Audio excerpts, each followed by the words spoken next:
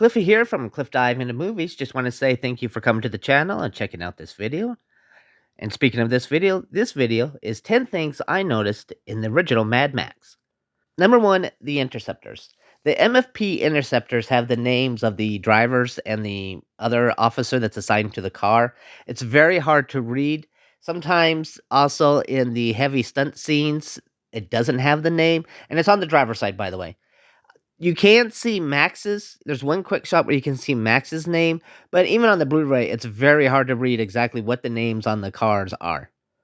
Number 2, the hood changes. In the first of many crashes that Roop and Charlie's has, Roop gets frustrated and the hood is barely hanging on, and he rips it off of the car. It lands upside down, but when they pull away, it's right side up. Number 3, the blinkers. After Roop and Charlie hit the van, Charlie says that it had its blinkers on. The van actually did not have its blinkers on. There is one quick shot of where it looks like a light is blinking, but on the Blu-ray, it's clear that that's just a reflection from some other light source. Number 4, the van. I have in the past owned a van. Members of my family have owned a van. One thing that all of us have ever done is we've always put everything that we were carrying inside the van, not on top of the van. This van is empty, except for, I can't tell if it's some sort of like metal plates for weight or if it's pallets, but it's empty on the inside. Everything that it's carrying is on the top. And yes, I know it's for the movie and it's to make it more dramatic. And another thing about the van, if the driver was making a left-hand turn, at what point was he actually going to turn the steering wheels to go left? Because the intersection is a T and he goes straight the whole way, which even if the car didn't hit him, he'd still crash. Number 5, the Overturned Interceptor. So one of the Interceptors is chasing the Nightrider, and what's going to happen is it's going to crash, and it's going to end up crashing in front of the camper that eventually gets destroyed. The only thing is there's a point of view shot from inside of that Interceptor, and you can see the Interceptor is already upside down right in front of the camper, which technically that means they're looking at themselves. Number 6, Goose's leg. So during the Nightrider chase, the Goose comes along in his motorcycle and he crashes.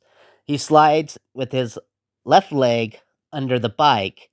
Later on, you see that his right leg is in a cast. I mean, it's possible that he hurt his right leg, but it seems like his left leg would have been damaged, not his right leg. But it is possible, though. Number 7, the Nightrider and Max. During the whole chase sequence at the beginning of the film, the Nightrider is just enjoying himself. He's enjoying the mayhem, he's in control, and he's just having fun. He's crazy, though. Don't forget that part. But he's got the Interceptors chasing after him, he's got Goose on a motorcycle, there's mayhem, destruction, he's enjoying himself. Then, all of a sudden, from his point of view, there's an Interceptor up ahead, facing him, up on the hill, and his whole demeanor changes. Why? Well, the other ones were chasing after him. This Interceptor is actually coming for him. This guy is the one in charge, and this is the guy that's going to put an end to the Nightrider, and he knows it. And the Nightrider losing the game of chicken just confirms that idea. Number 8, flames. When the Nightrider has his crash at the end of his chase sequence, you can see that there's flames coming out of the car. I didn't know this at the time. I found this out after watching the movie and doing a little research, that apparently they had put some sort of a rocket jet in the back to give the car a little extra boost, and that's the flames that you see.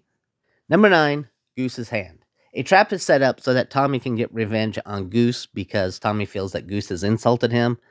So at the end of this trap, Goose ends up burned over his entire body. The thing about this scene is, all of us growing up watching movies, there's always that one scene that just sticks in your head of any trilogy or movie series or what have you. This is the scene that always sticks into my mind. In fact, every time I go to a hospital now for a friend or a family member, for some reason when they're sitting there in the bed, I'm always thinking of the hand coming out that's horribly burned. Number 10, the gang tattoo. All members of Toe Cutter's biker gang have tattoos on their faces, even Toe Cutter himself. The only member in the beginning of the movie who doesn't is Tommy the Boy, because he's not actually a member, because he hasn't gone through his initiation yet. His initiation is when he sets Goose on fire. After that point, he's now got a tattoo on his face. And that covers 10 things that I noticed in Mad Max. Now, if you notice, this list only covers the first half of the movie. I made another video that I released at the same time I'm releasing this one called 10 More Things That I Noticed in Mad Max. Follow the link, or press the link, I guess, and that'll take you to the second half of the movie. Once again, my name's Cliffy. I hope you liked the video. If you did, like and subscribe to the channel. And I hope you come back and see other videos I got going on. All right, take care.